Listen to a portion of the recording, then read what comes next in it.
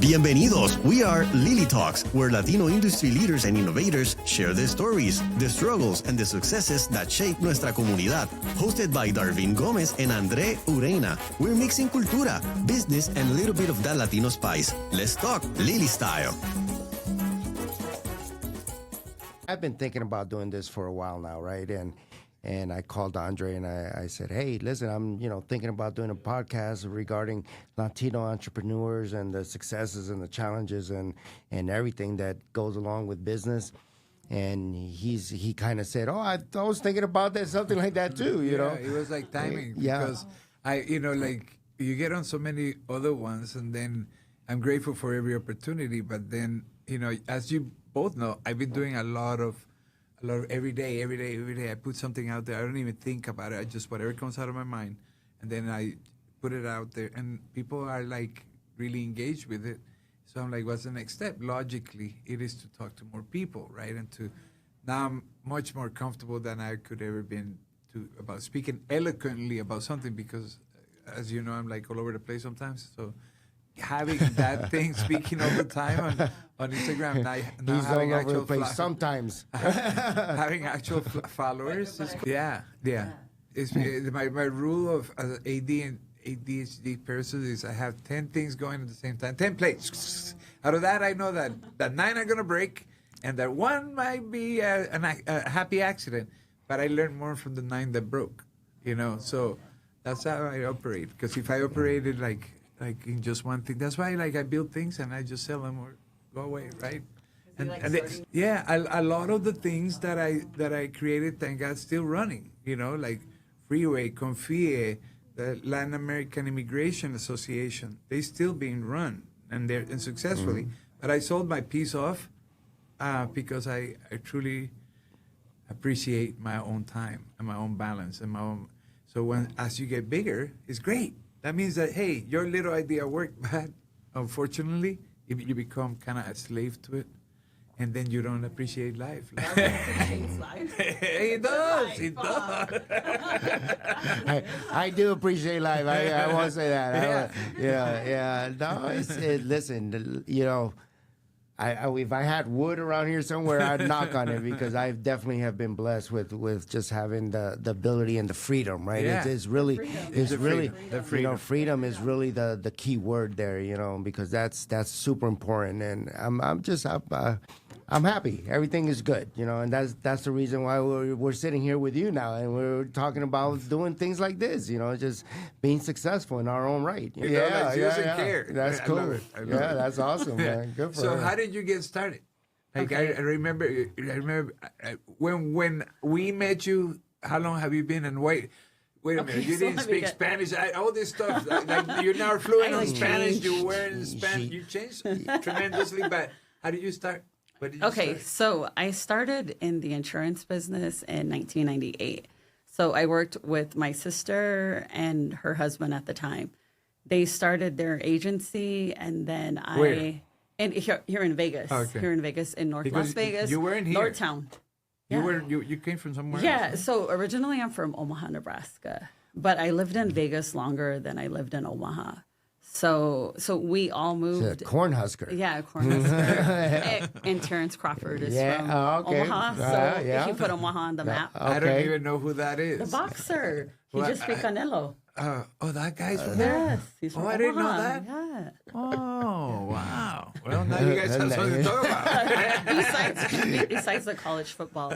Right, of course. Yeah. Yeah. So then the whole family, we all moved in May of 97. My son was like 5 months old. And then we moved to Vegas. And I think like about a year and a half later, then my sister and her husband, they started their insurance business. And then I just started. So this is a funny story. So my sister's like, we need somebody like part-time just to take payments. And I'm like, okay. I'm like, I know my numbers in Spanish, like 1, 2, 7.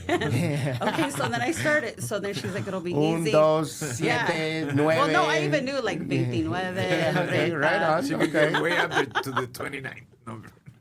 So then I started taking payments, and then they were just like all in Spanish, and I'm like, ah. And so that was my introduction to working with the Spanish community and all Spanish and just all Spanish. And just by working with her, I learned more Spanish. I learned how to work with not really having a boss at like a young age. And like you had to be a self-starter, because otherwise, but it was challenging not knowing a language and trying to help customers. Did you know what? I think that was the hardest part of like the whole thing. Yeah, I think. Yeah, trying to communicate with somebody and you don't know the language. Absolutely, and so that's you have difficult to keep on its asking own. for help and I was always like, hey, can you explain this? Can you explain that? And then just by working, with Spanish clients, I picked it up. I took it in school, so I took it in like high school, college. Back in Nebraska? So I could read it. Yeah, in Nebraska. So I could read it, write it, but I couldn't speak it. But that's like me with French. In Costa Rica, they taught me French. But then I learned more with a relationship I had for 4 years with my French girlfriend. I learned more then than I would ever learn at school. Yeah. And I forgot the whole thing. So like, that's get another girlfriend. Another French girlfriend. That's okay. We're good. We're good. But what I'm saying is that it's very hard to do what you did. And it's probably by like, you had to. Yeah. You had to. I was like, this is hard. Survive. Right, but I mean that in itself is interesting, right? Because now, like from there, you're like, oh, I want to keep working with these people. Yeah. You're like. So I guess then I was like, okay, hey, I can make more money if I speak another language, and so growing up,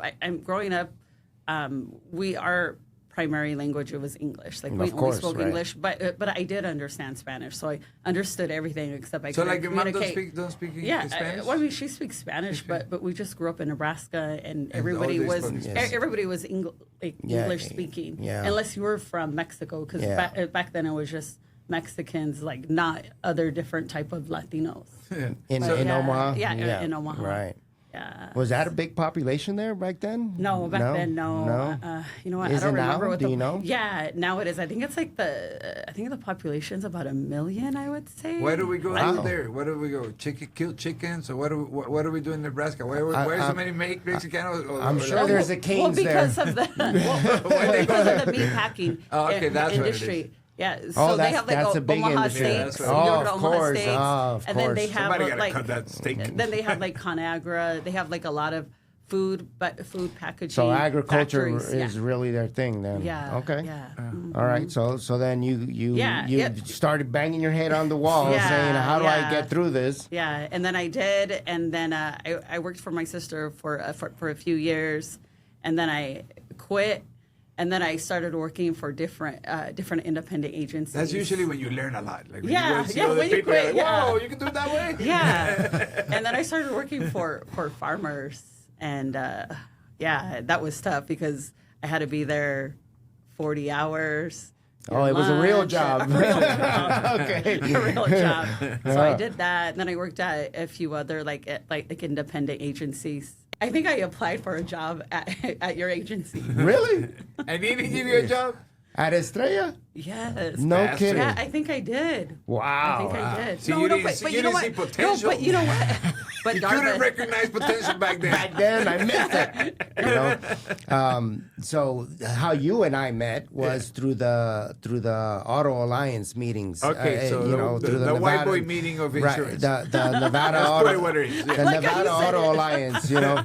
So you showed up a couple times. You were coming in from California. Yeah, I was learning the market, so to speak. Yeah. So then that's how you and I met. We introduced each other. We went to an event at some point somewhere, and we just kind of started talking. We hit it off and all that. That part is history, right? So I started Estrella 2001. So it had to have been sometime after that, shortly after that. Then I worked at different agencies, independents, and then in 2005 I started my own agency. And so starting that, I thought it was going to be easy because I knew how to sell. I know how to do everything on the front end, but not in the back end as far as like accounting, keeping track of your finances, The all of business that part to it. Yeah, the business part. Getting So appointments. I only knew the sales part, but Yeah. I didn't know any, like, the whole admin, all that. Yeah. So That's very cool so that you was, jumped in like that. So that yeah. was challenging. Yeah. I learned from mistakes, and I guess that's the best way experience, to right? learn. And is sometimes hands-on. mistakes is what Hands-on. teaches you the Yes. best, you know? Right. Yeah. So then I did that, and then how I got into taxes. So I had a lady who used to prepare taxes at my office, and so she did that for a few years, and she used to charge like $60 to $80 because back then that's when they would charge a super low tax prep fee. And so then one day, a insurance marketing rep, he brought in Toro Taxes, Nick, into my office, and he's like, oh, hey, do you want to learn how to start like making real money and and not just charging $80 to $60? And I'm like, yeah. And so then I signed up, and then I took training with Toro Taxes a few years, and they taught me how to do taxes. So that's how I got into the tax industry, is because of Toro. Wow. Yeah. I also I know that you're a big fan of Mark Kohler. Oh, Mark Kohler, Yeah. he's my Who's mentor. Mark Kohler? I'm telling you, he's the guy that beat Canelo again, because I don't know. No, He's now so he's a very influential tax strategist, So attorney. what do you? Yeah. Oh, So her I can friend. explain. Yeah. So he has a mentorship for professionals, and it's not just taxes, but it's if you're a business owner, real estate, or a tax professional. And so what it is you complete modules, and then like his way. And so he teaches tax planning strategies and everything on how a business owner would form an entity, to the structure, Right. to tax savings, passive income, and then like estate planning, and it just goes on and on. So Yeah, I've met he's- the best people being a part of that. I like him mentorship. too. He's pretty influential, and he knows his stuff. Like He knows his stuff. He's I've like- been to a couple of his seminars and things like that, and he's a really knowledgeable guy. And the thing is he's super He makes funny, it fun. right? Yeah, so he makes taxes fun. Exactly. So and he's how do always you do making that? jokes. Like that's difficult. So difficult. I've been going through tax things lately, and No, he makes it's it not fun. it's not He makes it difficult. like I just went to a conference to his conference in like about 2 weeks ago. So You go every year, yeah, so they have it twice a year, and I go twice a year. and it's worth every penny. Yeah, it's worth every penny. I go VIP because when you're in the VIP, you're going to meet people that you wouldn't normally meet, like sitting in the back. And I hear you sitting say, in the back at all. I heard you said the best people. Define what the best people Okay, for you are. so as far as other tax professionals who are willing to not gatekeep, and they're willing What to do you mean share. by- They're willing to share Information, what's yeah. working with their business Sure. information, Successes, and stories, so that's yeah. what we do. So what we do is It's like we're always community of a community. high-achieving tax preparers. Yes, Okay. and that's the difference that I've seen in his mentorship as opposed to other ones. So other ones, I feel like people are afraid to share any type of information, anything that's working in your business. So They want to keep their secrets, right? yeah. Their And, top and secrets. so how I you know? feel, but how I feel, there's enough business for everyone. Yeah. So Exactly. and besides that, like I'm here, you're there, you're there. So Right. even if we are doing the same thing, we're not going to touch each other's like clientele. I've actually believed in that for a long period of time. Is share the knowledge, and I think was part of my success at Estrella too, because I used to talk about it all the time, and I used to be very forthcoming with the things that we were Yeah. doing and all that stuff. And I you and I have had conversations where I think I was at sometimes too ahead of myself. Yeah. Yeah, I in think you were. technology I think and you were. everything, I think you were. you know, Yeah. so it's but I didn't mind sharing that information. I don't mind sharing. I always think that sharing gets you to hear other people's stories too, and then you learn from them. Of And course. By this point, you had already known him or Darvin or me by the time you were already... Yeah. So when I started my agency in 2005, I had went to one of your meetings. My I think I meeting- went with Jess. Oh, I think Jess it might have Corey. been with Just Corey. correct. Yeah. So, I mean, am I supposed to We name overlap. names? I just saw him recently. we're gonna get him on here too. Trust me. So, okay. So then he took me, or he had invited me, and then I went to the meeting, and it was on Las Vegas Boulevard. I think it was like a Cuban restaurant, Havana or something. Oh, that's sure. right. Yeah. Do you remember? Yeah, Havana Grill or something? Yeah. And so you were there, like, and you were speaking. I don't remember about what, but that's when I first met you. Was wow. then. And then you met. I don't remember what year that was though, Yeah, but it I had to have be that around in- that. But that was through the LAAA, right? Yeah. Yeah. Okay. Yeah. So. And when did you meet Darvin?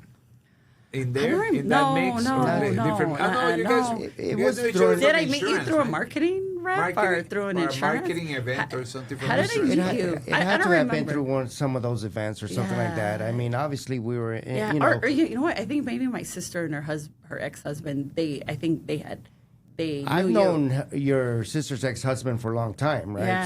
Yeah, so maybe I it's think possibly maybe through that there, might have you been know. it might Yeah. have been through that. One thing I like about Vegas and the Vegas community is that somehow you know everybody. The other time If you're there long enough, Yeah, yeah. Yeah, the other time I went with Ivon to an event and her son, and damn, everybody knew everybody. Like everybody knew everybody, and they knew each other's laundry, everything. You know, talk about this a city of second chances, a city of fifth chances.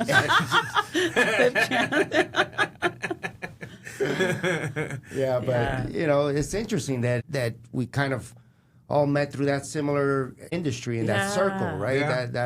That's how we kind of mixed in all together because then. We're dropping names, right? You know, Right, and jazz was yeah. through that circle also, Right, and yeah. all of that. You know, so it is a small world in that particular field. Right. But now you're branched out, right? Because Yeah. now insurance and Yeah. taxes is two worlds, you know, entirely. Yeah, so you what know? so my office, we still have insurance, but what I specialize in is taxes. Right. And so taxes. So is that more mainly- lucrative for you at yes, this point? more Okay. lucrative. Okay. And there's a bunch of there's different avenues to grow more than I see as far as insurance. And I like it more. I like to be able to help a business owner, structure everything right and to help them Nice. grow and save on taxes so they Nice. don't give all their money Right, to Uncle Sam. Yeah. Because That's- a lot of people think that they can do everything on their own as far as like legal Zoom, setting up forming their entity, or just doing TurboTax, or just going to somebody in somebody's house and having them do your taxes.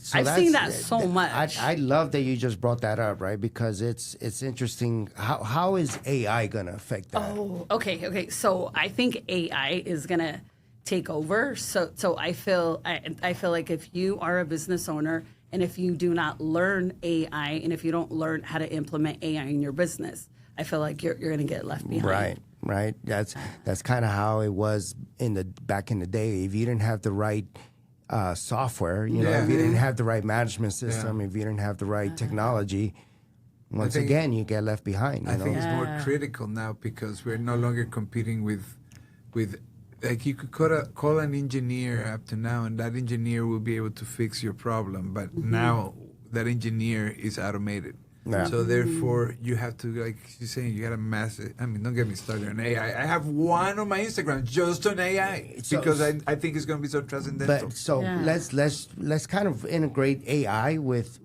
the Latino community, though. Oh man, Okay, I'm doing because- that. I'm doing that. Okay, yeah. Well, yeah. I'm so proud of that thing. You know? Another new project. No, it's not. It's a real project. That's the real deal. Okay, that's the real deal? right there. Oh my God, yes. But you know, so the Latino community is still a little behind on that, right? Yeah. So just like that- they're behind in insurance, they don't know insurance because they really needed anything to protect that back home. Yeah. The people that emigrate, they come here with nothing, and so therefore they never had to value something, or perhaps their family didn't. So for the most part, they don't understand insurance. So once they learn insurance and you're able to teach them that, then they do well. Same thing, for example, right now with people deal with cash. They deal with cash out of fear. But out of fear, they're paying higher fees to move their money and waiting in lines that they don't need to. Yeah. So the other day I went to my sister's office, and she has an office in Northtown. And then I was sitting at a desk. I'm like, what's all these? I'm like, you take that many money orders? She had like stacks and I gotta stacks. go see your sister. And I told her, I'm like, I gotta go see your sister. Oh, and I told her, I'm like, your clients really pay you money orders? She's like, yeah, most of them don't have bank accounts. Oh my God, I gotta go over there. I do. I was going to talk to you about it, but yeah. So then I was like, so my clientele is totally different than her clientele. Yes, of course, so then I was like, I was in shock because I So haven't they're more seen money business orders. savvy, right? Because they're, so talk to us how that happened, right? How did that transition happen? Yeah, how did you go from that to that? Okay, right? so then Toro Taxes, they taught me how to do taxes, and then in 2019, I had went to a seminar, and Antonio Nava, he was speaking, and so then when I heard Antonio Nava, he was speaking, and then he was also doing tax resolution classes and corporate taxes, but it was all in Spanish.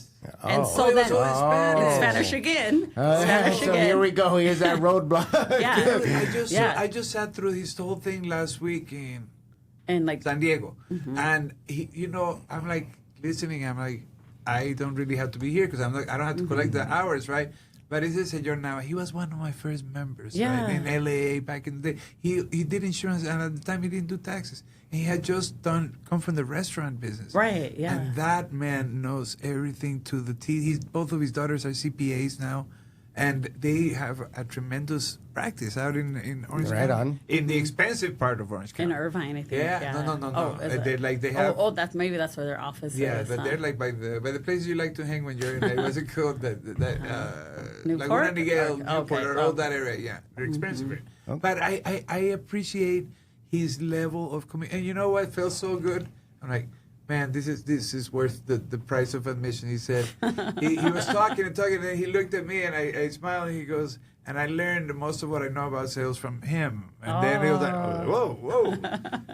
I was like, it's pretty cool. He's so you're there. It's a Spanish seminar. Yeah. So I'm there. Challenging. Again, Right. so I'm there. And then that's how I start. I was like, okay, I'm like, if Antonio Nava can do it, he started from insurance, prepaid legal. I even signed up through prepaid legal, and then now he was doing tax resolution and corporate taxes, and so that's how I started getting into corporate taxes, and then that's a jump, right? Yeah, a huge jump from doing just personal taxes, 1040 easy and then pretty forms, much and pretty much like when I started with taxes, I worked with clients who received the EIC credits. Yeah. So the ones who got like big refunds. Yeah. And so learning that way and then transitioning into a totally different field in the tax industry, it was totally different. And then from there, I just started taking classes, and then that's what I got introduced to Mark Kohler. That was like in 21 or 22. And as soon as I took one of his seminars, it was in Orange County, and that was it. And so he made me laugh. He made me. Mark Kohler. He made me laugh. Like I laughed so much, but his that information that he gave was so good. And so then I just started taking whenever he would have a workshop or a seminar, I would take it. And then he started his mentorship, and that was I think 23. And then I joined it as soon as he launched it. So it was for tax professionals, and he would teach you his way on how to onboard a client, how to implement tax advisory, how to, if your practice was here, how to, just how to increase your profit by. Okay. But once you had that information, how did you stay committed to his plan? Okay. Right. Because it wasn't cheap. And it's a monthly fee, so I'm like, hey, I better get going. Yes. I better get going. Yeah, exactly. Yeah. So then so now if I join something, if I'm in it, I want to stay 100% committed to it. Right. I don't want to just waste time and money.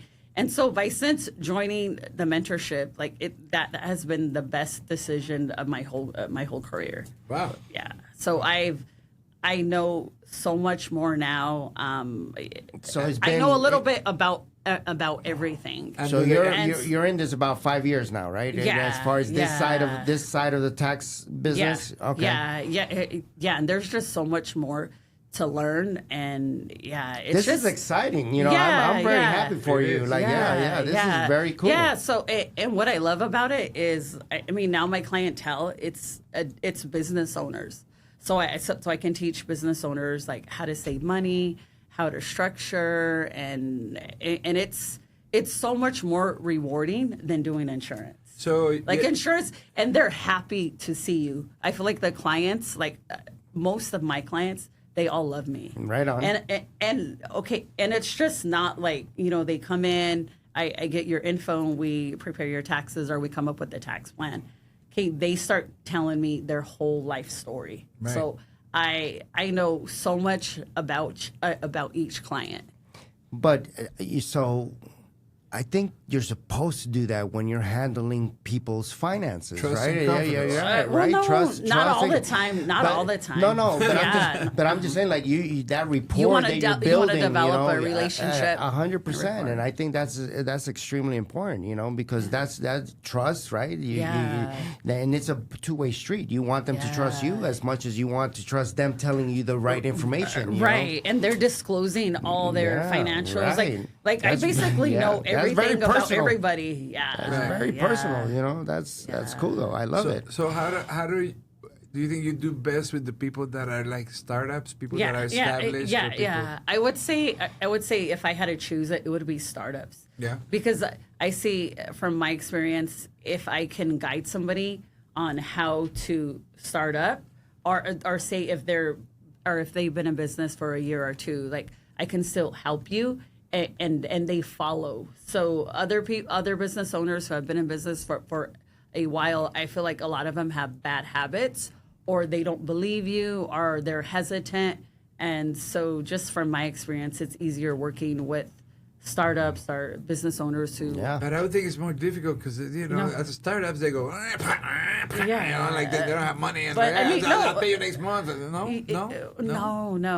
like no. So how do you weed the serious players or the people that what you see we do, potential in? so what we do in my firm, we do discovery calls. So we first see, are you a good fit? Are we a good fit for each other? And that's free? Yeah, that's Okay. free. So that so That's we cool. do That's that. interesting. I So we like do that. that, That's and then interesting. we see, and then we go from there, and depending on what your tax situation is, then we come up with a plan. Or what I get, the biggest problem I've seen though are business owners, they do not have their financials in order. Like That their happens so much. books are Yeah. a total disaster. Right. Yeah. And from what I've seen, most of them want to handle their own books. Until I'm like, Until okay. some trouble Until I'm like, no, happens. but until I tell them, I'm like, if you have inaccurate financials, then your whole business is a mess. So I'm You not going help to be them get able. loans, I'm right, not going to be too? able to. No, we don't do that. But so I'm like, I'm not going to be able to help you if we don't have accurate financials. Right. And so accurate financials start with bookkeeping. And so say if somebody doesn't want to pay for a bookkeeping program like QuickBooks, then they can even just get an Excel sheet or even write it down. What your sales are, expenses, and that'll But equal it's your so profit. easy in today's world with QuickBooks or softwares like that, Yeah. right? I mean, it's almost as it's the API between the bank and the software. You just it automatically gets transferred in there. But if it's not Except that's just categorized right correctly, or and if you don't reconcile, right. So a lot of from what I've seen, a lot of clients try to do it on their own, and it's a mess. Yeah. So No, I can it see looks that. easy, but it's really not. No, so I'm just it's saying always that you should definitely have a Something. financial or bookkeeper, somebody that knows what they're doing.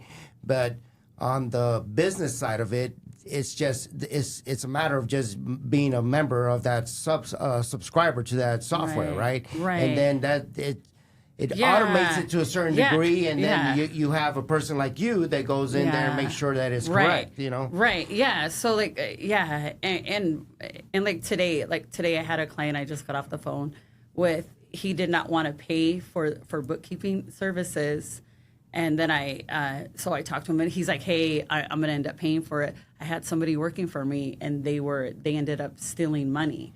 He goes, and I'm like, "See, I told you." And I go, "I told you instead of being cheap. Right. Now you're gonna pay more." Your people actually will handle paying the bills and all that for them. That's cool. See, that's great. Yeah. That's a good service. That's Yeah. good for you. I'm very proud of you. Yeah. And most of my business, it's referrals and Google. So and the type of the type of clientele I have, it's more than just taxes. Like, so, we build relationships with our clients. Good. And then it just goes from there. So you're obviously you found a niche, right? You found your path, right? So Finally. No, Everything's not at a all. journey. That's exactly why we're here talking about this, right? Because I want to hear your journey. I want to hear how you got there, which is amazing, right? But so here you are. You're going to talk to some other Hispanic lady or Hispanic young girl or something like that. What are you telling this person? How do you get there to where you're at? What do you tell them? Oh, okay. I would tell them, Come work for me. right? Let me teach you. Right. I would tell 3 them. years. I think what really is important, especially here in Vegas, is like it depends on who you hang around with. Yeah. So I feel like that is very important. So I would tell them, you need to stay laser focused on whatever your goal or plan is. But if you want to get into an industry of insurance or taxes, have a mentor, stay focused, and watch who you hang around with. Nice. Because you know how they always say your net worth is your network. Or the other way. You know what I'm trying to say? Yeah. Okay, that is so true. That's what I That's live by. so I have true. networks that have brought me. I would agree. Yeah, I would agree with that. And and it's so easy to understand, right? Because it's kind of like that. What's that Spanish saying? Dime con quién andas y te diré quién eres. Oh, okay. You know what I'm saying? So that it's kind of like that. Who are you hanging around with? Yeah, that's who you're going to become. That's your influence, right? That's your group. That's how, And then I would also say, like, now with the internet, with the Chat GPT, like, everything's available. You could do YouTube University. That's what a lot of people call it. Like, there's so much information out there. You just got to get it. Yeah. I spent the whole month of February with nothing but me on a screen, and I didn't even realize it. All I was doing is learning how to speak to the iBots, right? And so it paid off tremendously. But even I was like, oh my God, I wasn't even watching TV, nothing. I was just glued to it? learning how to speak to each LLM, large language model. So I don't even know what that is. So you use them. You mentioned one is ChatGPT. I use that. I use Gemini a lot, which is owned by Google. I use DeepSeek because it's Chinese. So therefore, like if this whole table was the internet information, if you look at it from the Google side, it's always going to be different because they have information a lot about the U.S., a lot about businesses, a lot about locations. Okay. If you look at DeepSeek, they actually run in completely Asian business mode. Therefore, they're looking at. So they interpret that differently. So that's what I did. I learned how to talk to each one, and for one, if I have something important to talk to learn, I ask all five because they're different. Because you want to see what each one says. Because most of those AI, they just gather information that's out there on the internet. Yes. Well, that's really what it is, right? Yeah. LLMs, right? Large language models. Oh, okay. Yeah. Oh, I learned something today. There you go. Large language model. At LILI Talks, you learned something.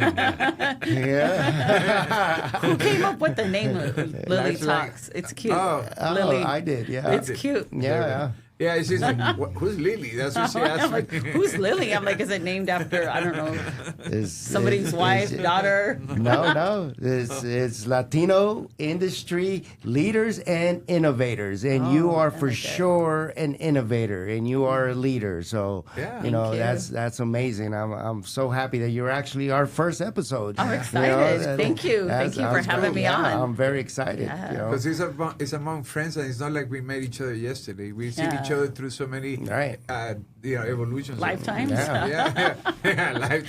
Evolutions, Yeah. So what's the craziest tax question that you've ever had? What would you just off the top of your head, like what? I don't. You know what? I was thinking about that. I would say. Or what's the most misconstrued thing that people think about taxes, right? Like what do people always get wrong about taxes? You know what? Hold on, because I had You so wrote many it thoughts. down. I wrote it down. She does. I'm sorry, I wrote it down. Okay. Let's see. Okay, so about what you said about what do people misconstrue about taxes. So people think that you only need to see your tax professional one time a year. That's not true. Okay. You need to meet with them monthly, quarterly, because you need a tax plan. So like, for example, That's true. What That's we're doing true. right now is I'm meeting with a lot of my business clients so we could see what you have going on as far as income, and then we've already done your bookkeeping up to this point. So then we can let you know, hey, you need to go buy a vehicle? You can get the bonus depreciation. Sure. Do you have any real estate? We can implement like real estate strategies. So I feel like that's the most. I feel like I have a love-hate relationship with my CPA. You know? I think everybody does. I love her and I hate her. You know, it's like Yeah. every time she calls me with that call, I'm like, no, try again. You know, like go back and look at the numbers. You know. Mine Yeah. saved me a lot of money. Yeah. He's amazing. He went to high school with me. Yeah, The that's last cool. 2 years that Yeah. I went to the United States. So That's cool. So I feel like there are so many different ways that you can save on taxes, and you can, for example, like a 401k, you can distribute into your 401k, and that's a deduction. The maximum is $70,000. So instead of paying IRS $70,000, you can contribute it into your retirement account. Yeah. So I mean, Okay. there's a bunch of different See? ways. That's a little free free tax strat. tip. Yeah, there you go. Tax tip. Tax tip of the day. there you go. We should just isolate that and put it out there. Yeah. With your logo on the Contribute to your 401k before the end of the year. Yeah. 70,000 in deductions. Yeah. No, that's Yeah. So so I think I know what's the craziest thing somebody has told me. Yeah. Okay, so I would say so I don't know what it is about me, but when I have a client, usually sitting in front of me, they just start telling me everything about their life. And so one guy started telling me about his wife and how unhappy he was, and I'm like, okay. And then he said that his wife went crazy on him and she tried to kill him, and he just kept going on. And then I'm like, okay. Then he started telling me about what happens in the bedroom, and then I'm like, okay. And then I had to I'm like, you know what? I think we're done for now. But How does that relate to taxes? Yeah. I think I just needed somebody to talk to. Yeah. Wow. I feel like Well, a lot that's true though. Like remember what Ivon said earlier, that the Mark Holper. Mark Kohler. Yeah, Mark Kohler. So he trains real estate people, taxes and insurance people. We're all community trusted advisors. So at the end, a person comes in to see you for something, they put certain trust in you, and they think you can tell you everything. Right? Yeah, like everything. Like even some I'm like, oh, okay, I think we're done. Yeah, TMI. Yeah, but I think that's about the craziest thing. I like somebody asked, oh, can I write my dog off? I'm like, no, only if your dog is like a guard dog, or if it's like a service dog, but it has to be like for like business use or depending on the situation. So where are you going next? Is it still the California bug? You still want to go out there? Or you don't mind? I want to leave Vegas, at least part-time. I hate the summer. It's so hot here. Right, Darvin? It's hot. He left? Yeah, he left. I left. Yeah. Yeah, like I don't. And It's hot in Florida too, though. I gotta tell you. But at least you guys have something Water. other We got than water. water. We got a and body then of there's water, yeah, and here in Vegas, it's just like it's hot. You got Lake Mead. But Lake Mead is far and it's hot, and your skin gets burned. Yeah. Yeah, Darvin's telling me that he's going with his friends to the Bahamas from the coast of Florida. Oh, because it's close, Yeah, right? it's close. Everything's close to you. All the cruises. All the cruises, yeah. No, but they're going on a boat. On a boat. Yeah. From But- Yeah, from there, an hour and a Fort half. Lauderdale to Bimini. What type of boat? It's a 40-foot yacht. So Okay. Oh, you said boat. You didn't say yacht. To me, it's a floating thing. It floats. It floats and gets me there. Potato. It's a fancy boat. No, it's just as long just a yacht. as long as it floats and their flight jackets, let's go. I don't even need the flight jacket. When you said boat, I thought like some small boat. Like a rowboat. All the way to Bimini, Bahamas. Bimini, Bahamas. Yeah. So yes, I mean, like you can do a lot more things like that, right? Out there. Plus, you're always out there. You try to go out there. So where's the next stop? Is it California then? You think, or what? I think so. Okay. I want to transition more to remote. So then I have the freedom to be able to go anywhere. Okay. Like anywhere and not just be stuck in one place. Remote is amazing, right? Because he is remote. So once again, right? Technology, love technology. Remote. I think about it. To me, technology is I've always loved it, right? And I've always tried to stay up to date with that, right? But talking about working remote, I was sitting in Capri, Italy, in a I want to be Darvin. in a little cafe, overlooking the water, but in the marina. It was absolutely beautiful. I have my little cup of coffee there, and I have my phone, and I'm doing payroll. And I'm just right from there, drinking my coffee. See, that's success. Click. Yeah, that is. I click. Thank you for submitting payroll. I was like, thank you. So, but you're gonna get more like that too. So I'm just getting at the fact that technology, right? Yes. Working remotely is possible. You can do possible. it. And you can help anybody in the United States, depending on what you're doing. But you build your infrastructure to cater that, right? To actually work and flow through a remote establishment. So that's powerful. And a lot of especially a lot of successful CPAs in my industry, they all have they don't even have an office. Most of them never even had a storefront. Wow. So, and I'm like, what? I'm like, you know what? I need to Well, I mean, this is storefronts, right? Storefronts are the brick and mortars. That's overhead, right? Yeah. There's a lot of overhead sometimes. There's a lot of payroll and all that stuff. Not sometimes, most of the time. Right. So when you eliminate those things, then you could still have. Then you could go to Capri, Italy, and drink your have your coffee in Capri, Italy. And have your vino. I know you had some vino on the other hand. Well, it was early in the morning. Give me a break. It was bright and early. We were heading back on a ferry. So, but it was. I loved it. It was great. We had a good time. So, what percentage of your business today is remote or online versus in person? I would say 50-50. Ooh. I'd say 50-50. So by next year, it'd be 75-25, or it'd be hopefully 100-100. I mean, maybe 75. So you're there, right? I think if I just push it, if I push my clients, Sometimes all you have to do is just remind push yourself. Do you get a lot of in-person visits? Do you have a lot of scheduled appointments and things like that? I would say referrals. I'd say a lot of new referrals business. that they want to go. business, The new business. They want to come in person. Well, they want to meet you. They want to see you. Yeah. And pretty much, you can FaceTime them from Capri. And pretty much, what I could say about myself is pretty much anybody who gets in front of me, I can sell them. There you go. I'm pretty good at it. So you're just I'm confident. See that confidence though? I love that confidence. Confidence Yeah, right. It does. It really does. When you feel you know what you're talking about, you're gonna sell it. And then if you don't know the answer, you can always find the answer. Yeah. Right. Yeah. 100%. Yeah. Good for And you. follow through after that. Yeah. That's the harder part. That's a harder part. Yeah. The FU is in the follow up. I'm going to remember that one. I'm going to steal that one. I like that one. Yeah. The FU is the follow-up. Yeah. So then, now what's next for you? So you're going to stay focused, laser focused on this. What happens with the insurance business? Are you writing business with the other customers in California? No. So I'm just regular. I'm just doing the insurance here in Nevada, but not in California. Yeah. Insurance has gotten harder here, huh? It's just saturated. And it's expensive. It's expensive. It's very expensive. Super expensive. Yeah. The personal lines part of it, it's very expensive. And commercial too. Yeah, the commercial, too. and it's hard to carriers to write certain risks here because of the litigation and everything here. And if Nevada's you get in a wreck, litigated. you need a check.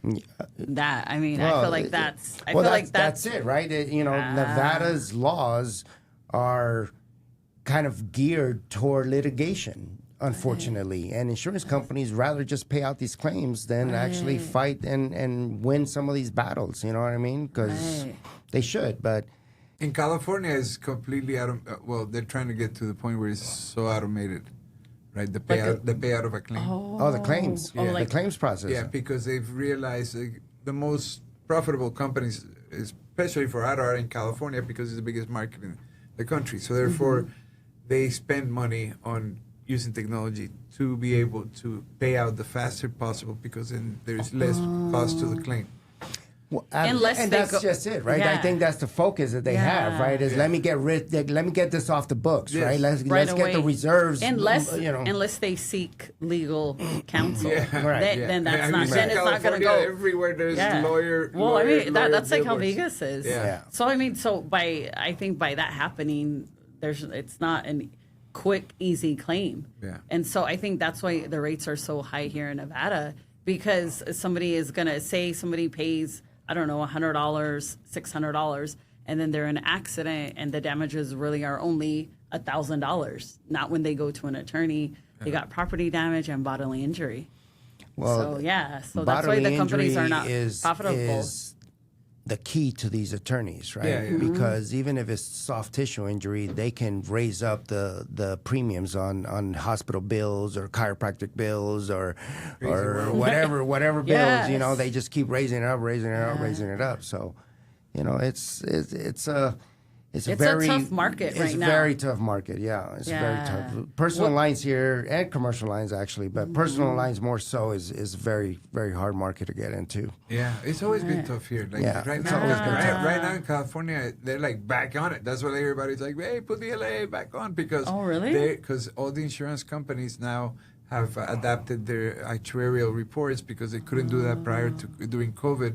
They were getting hit like with a lot of claims. They couldn't do an increase or what happened is like let's say that you get into a bumper damage. Well, they gotta wait for the bumper to come from China, and there was no bumpers coming. So then they pay more for getting the car, the garage there inside the place, and so then they much rather pay a total loss for a bumper. So the rates went out of whack. I didn't know that. So then they stop giving appointments and restricting appointments. But now that the reinsurance market has stabilized, and that now there's an abundance in California of auto insurance coverage, there's more competition, and then they are actually appointing agents. So it's a whole different deal now. Yeah, that's interesting. Oh, that is. I didn't know that. But it's always been like that. When I used to come to you guys there's here, there's cycles, California is always first because of all the demand of the business, right? So there's a lot of dollars, investment dollars focused on there.